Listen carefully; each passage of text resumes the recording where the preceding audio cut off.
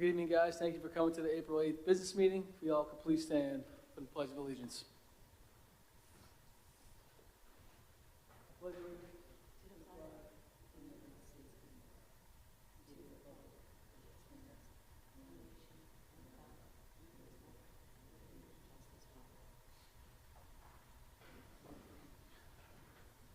Tonight we are joined by 6 of our trustees, our superintendent of schools, Dr. Timothy Harney, our assistant superintendent for curriculum instruction, Mr. Robert Haas, our interim assistant superintendent for finance and operations, Mr. Luis Frontero, our district legal counsel, Mr. Errol McCarthy, our district clerk, Ms. Suzanne Benetti, and our student rep, Ms. Haley Hendershot. And just a few announcements.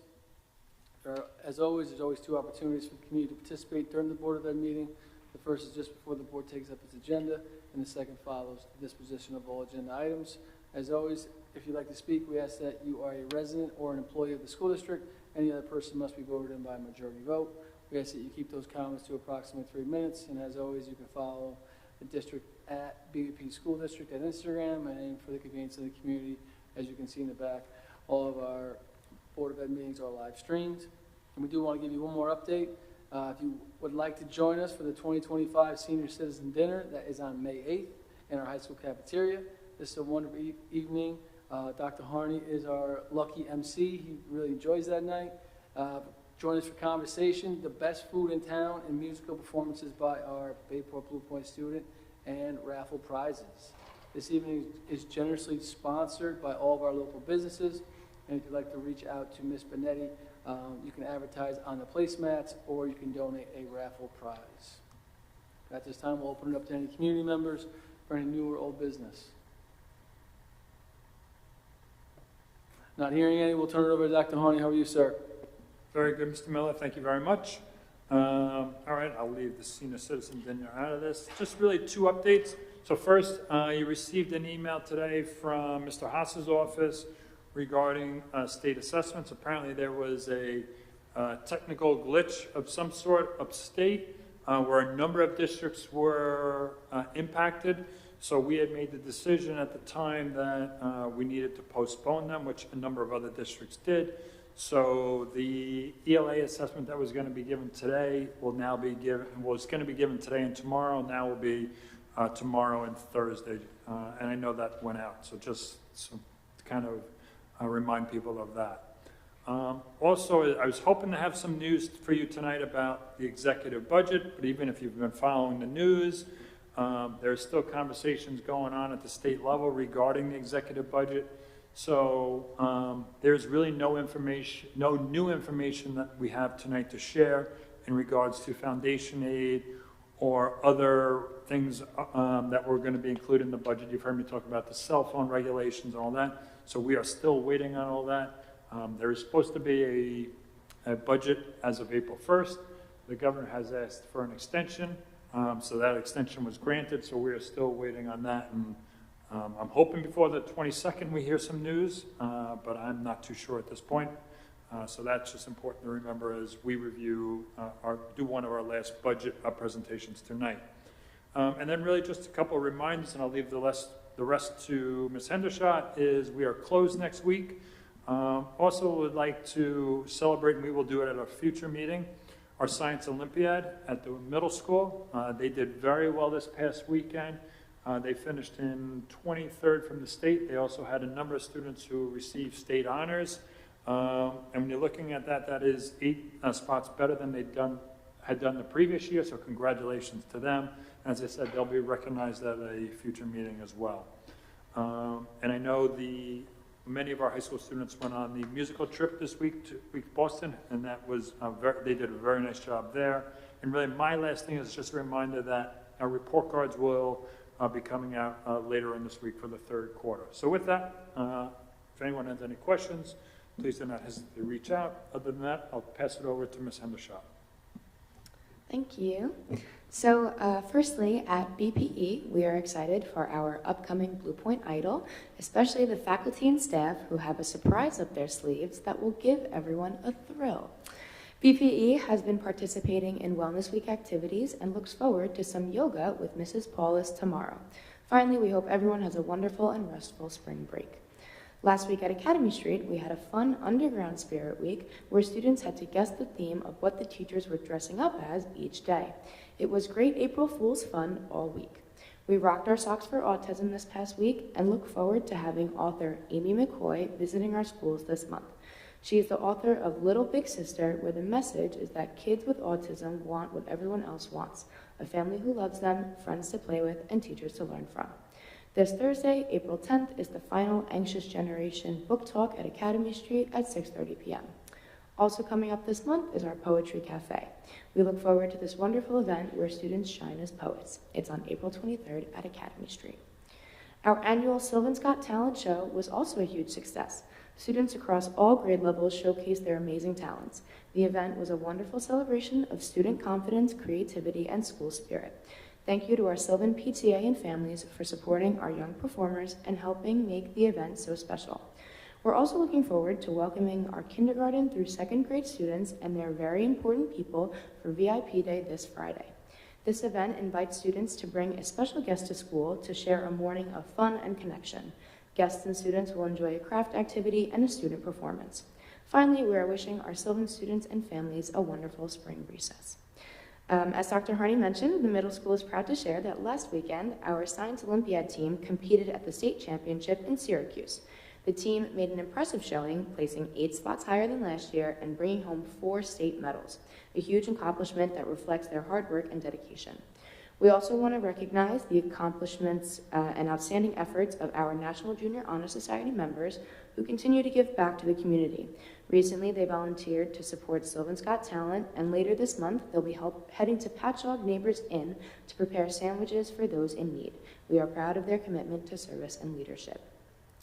Lastly, there will be a high school/middle school sports parent meeting on April 9th at 7 p.m. in the high school auditorium. Parents will gain valuable insights into the upcoming sports seasons.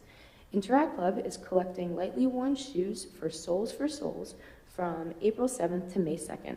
The Western Suffolk Counselors Association will host its College and Career Fair on April 28th from 6:30 to 8:30 p.m., allowing students to explore future opportunities. Our debate team recently participated in the Debate State Tournament at Bronx Science High School, where they showcased their talents and performed well. Our music department also just returned from a successful trip to Boston, where they performed at the Duxbury Performing Arts Center. Finally, our department chair, Mr. Harrington, has organized several inspiring alumni presentations, including visits from Artie Johan, a television producer and writer for Family Guy, Judge Timothy Maze, and Emily Tirado-Rapallo, a lead engineer at SpaceX.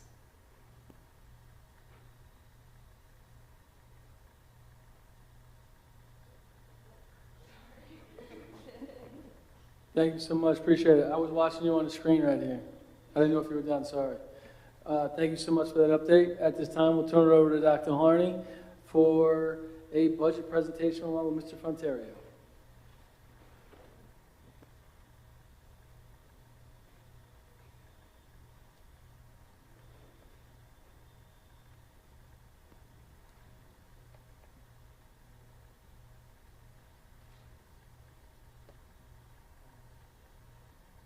So tonight will really be a follow-up to what we had done at our last meeting, which I guess was March 25th. So as you go through this, some of this will be a little bit of a repeat, but really we just want to share where we are at this point. So tonight's purpose is really to determine the 25-26 budget, which, as you know, we need to have this adopted on the 22nd. And that is something all districts would have to do by that time. So you have that. These are our goals. I'm not going to review these. Some of the first slides you have seen a number of times. I'm just going to kind of move through them. You also have where we are in terms of our schedule here right now. Remember, really, the next 2 important dates are the 22nd, which we'd have to adopt the budget, and then May 6th, where we'd have to do the public hearing. Those will become important dates for us. The last time we were here with you, we kind of talked about 3 different scenarios in terms of the budget to budget. Remember, when we're talking about our allowable tax levy, it's 3.45. That doesn't change with any of these numbers, but we did take a look at our budget to budget. And for the longest time, we were at 4.72. And then through a lot of the work from Mr. Fronterio's office, and I must commend him for everything that he has done, we were able to come up with a couple of scenarios of a 3.95 and a 3.8. Really tonight, all you're going to see is the 3.8, because we are very comfortable putting that forward now in terms of the budget to budget. So in order to get that, here is a list for you that we have. We have shared this list before. All we did tonight was now we condensed them or put them together. So originally it was two different lists, one that got us to 3.95 and one that got us to 3.8. So we put them together for you here. You'll see it was either through various calculations where Mr. Fronterio was able to make some tweaks in terms of some of the recommendations going forward. And then also, probably sometime in late February, a number of us went through a number of the codes to say, hey, we think that we're safe in time and taking a look at some of reducing some of these codes in this amount of money. In total, it came up to be almost $789,000. So that's where you're seeing the 4.72 reduced to the 3.80. So I'm not going to read you each of those, but again, the biggest thing, I guess, my biggest takeaway is we are not impacting students, we're not impacting class size, we're not impacting programs that we're offering for kids, so I think that becomes important as we're looking at this. The next slide is just to consider is within the 3.8 budget, it's kind of what I just talked about. We're funding all of our staff, we're funding all programs, all services.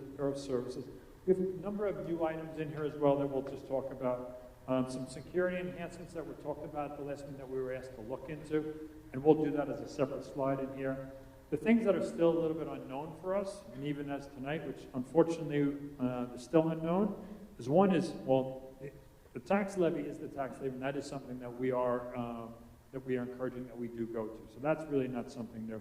But we still are at that same $208,000 for the foundation aid, so we're hoping that will change, but we don't know anything. And then obviously if there's any other miscellaneous revenue that the district is entitled to or comes our way, or even something within the governor's report, like maybe they'll change the pre-K allocation. That would be a home run for not only us, but many districts. So as of right now, we're kind of very status quo with anything in terms of our revenue.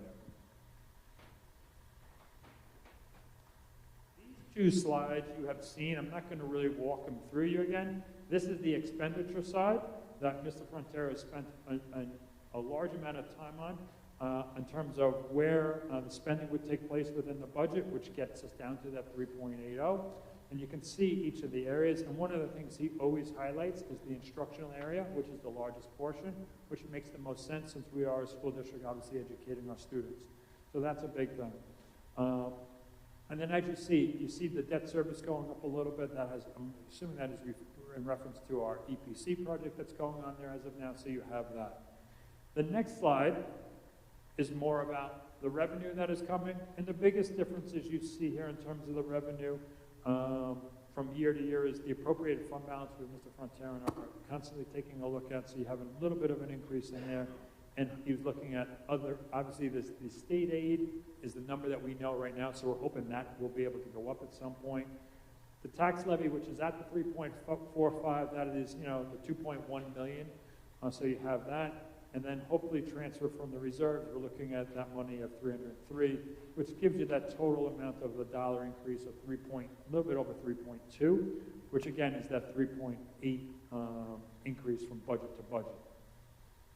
And then if you're asking what's new in this, there's not a ton in terms of, remember, it's really not in terms of programs, it's just a lot of different items. Things in terms of mats for our cheer team. We have the disaster recovery.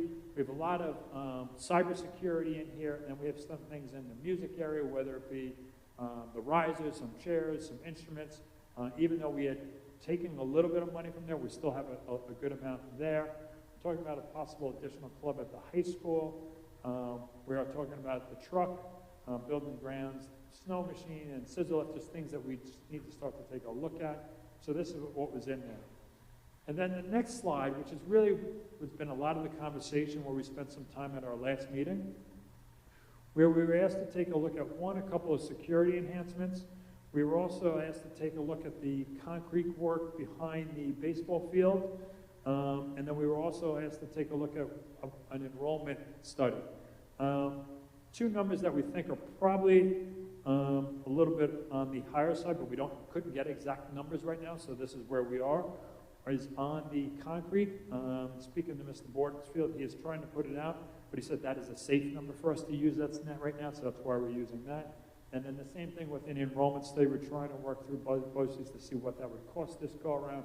We do think that would cover it, but we could not get exact numbers in that sense, but so that's why you see those.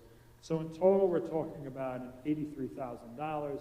And one of the things we really strived to do this time was not to go into other areas, so where would we be replacing things?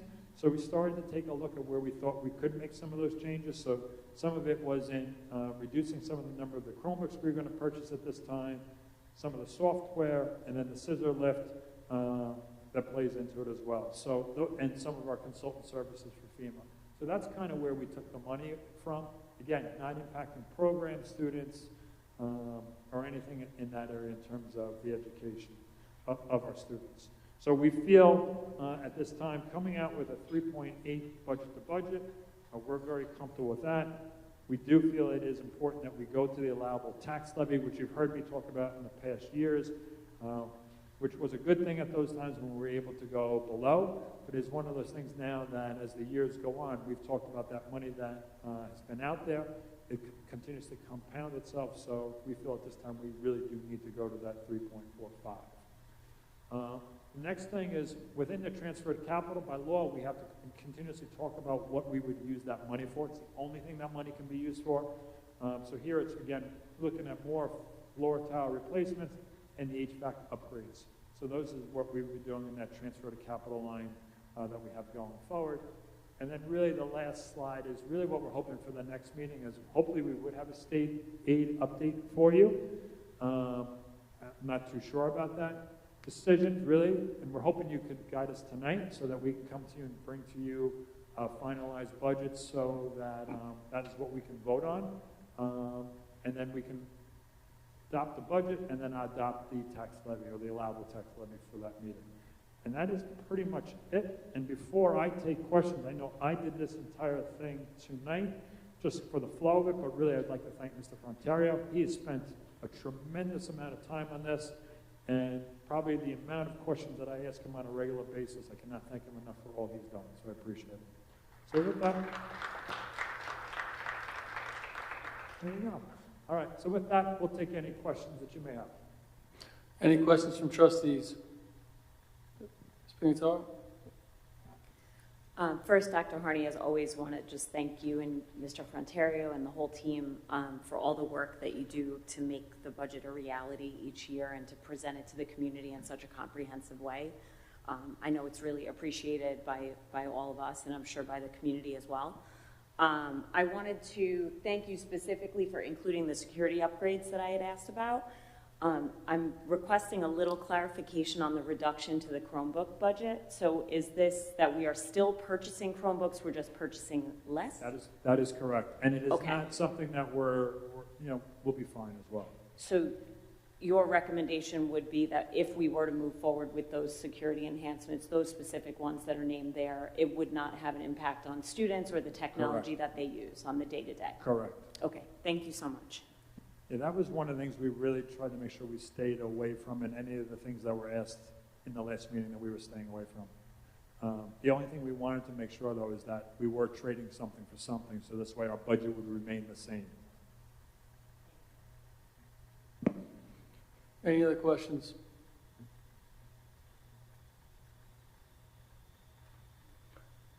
So, I mean, you're looking for answers for this So stuff tonight? Or can we my, wait till I next? guess my question to the Board of Education would be, one, are you comfortable with us going forward with the 3.8 budget to budget? And then, are you comfortable, and it is our recommendation that we go forward with the tax levy of 3.45. So that's really what we would need to know so that we can prepare for our next meeting. Does anybody have any concerns going to 3.45 tax levy? We're good? Okay.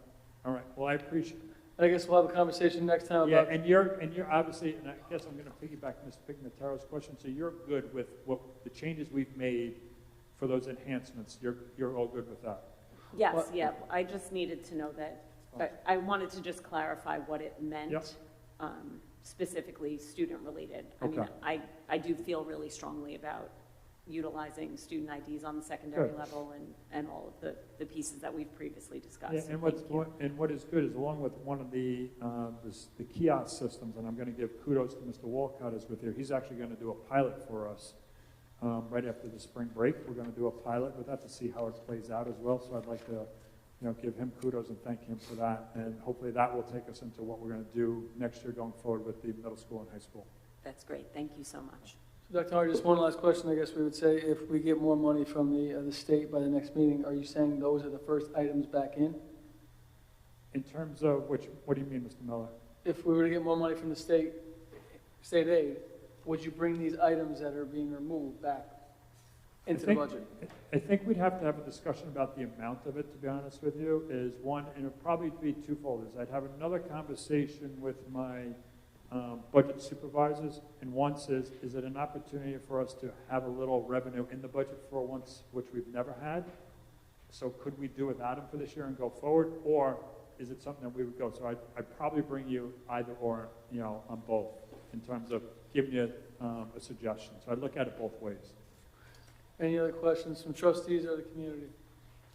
Yeah, I just wanted to add on that, if we did get an increase to state aid, hopefully, I would say the fact that the last 2 years, we've been executing 99% of our budget.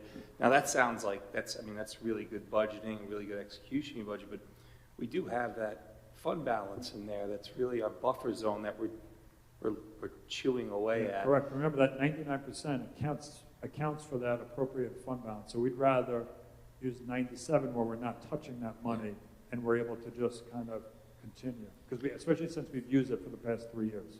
So the goal, I think, would be, if with any additional money, we should probably hold firm at the budget, and allow that money to maybe provide a buffer for next year or future years. Honestly, I don't think, if anything, I don't think you'd see more than $100,000. So when you're talking about an $86 million budget, it's nothing. So I would probably, after having those conversations, probably recommend that it kind of goes in as revenue. Any other trustee questions? Ms. Pignataro? Just one more question on those specific extra items that we were talking about. And I guess this is probably more a question to the board than to you, Dr. Harney, but we'll see. If, regarding the enrollment study, I don't know what the need is for, or how badly we need this scissor lift and what the FEMA consulting services entail, but I'm concerned about removing things if we're not 100% sure that we need an enrollment study immediately. So I guess if you could address whether you feel like an enrollment study is immediately needed as opposed to the items that are being removed to make it happen. It's a good question. I think how I'd answer is at this time, because we haven't done one now since probably pre-2020, I think I would recommend this one, because typically they're good for about 5 years, and luckily they've been pretty accurate with us to help us in terms of our planning. So I think it is important. I also think it's important now because if you remember last time, anytime we were speaking about any of the suggestions, one of the offsets at that time was transportation. And we've added a lot of transportation since that time. So I'd be interested to get some more of that information. Now that we're doing more of that transportation, is there a way for us to be more efficient? But you can't do that without having your enrollment study. So I would suggest that we do go forward. Because I think if I said to you, all right, for this year we don't need it, I'm coming back to you and going, then we need to do it next year. So, okay. I think at the very least, it also speaks to the feasibility and how we're going to program our pre-K going forward. That will give us a good outlook on whether or not the aid we're getting is sufficient and whether or not we're going to need to look to either expand or we can live within our own footprint. That's something you couldn't tell. That to me is the biggest blind spot, because you're literally only going to know when people sign up for the program, and that's kind of too late to plan. But we can have we can compare that to prior year history, and we can forecast what pre-K looks like, because we built the program, so it's here, so it's tough to to look at it not being here, so Yeah. that we want to try to protect it as best we can, and this date, I think, will go a long And way. you've heard me say, I still think over the next 2-3 years, if I'm right, Ms. Thomas, 2-3 years, that we're probably going to reduce, probably still by another 100 students. And then I think, then we're at the point that I think we stabilize. I think that's where we are right now. So I'd like to see that too. Any other trustee questions? Dr. Harney, Mr. Frontero, thank you so much. Thank you. Moving on to the consent agenda, are there any items the board would like to remove from the consent agenda and place on the regular agenda? Not hearing any, can I have a motion to approve items F through J? Ms. Kane, Mr. Krug, any discussion? All in favor? Opposed? Abstentions? Motion carries. Moving on to our one regular agenda item, can I have a motion to approve the first reading of policies 4200, curriculum management, 4325, academic intervention services, and 8113, extreme heat conditions? Ms. Conley, second by Ms. Pingataro. Any discussion? All in favor? Opposed? Abstentions? Motion carries 6-0. Moving on to community new business. For Mr. Rube. Any trustee new business? Ms. Conley.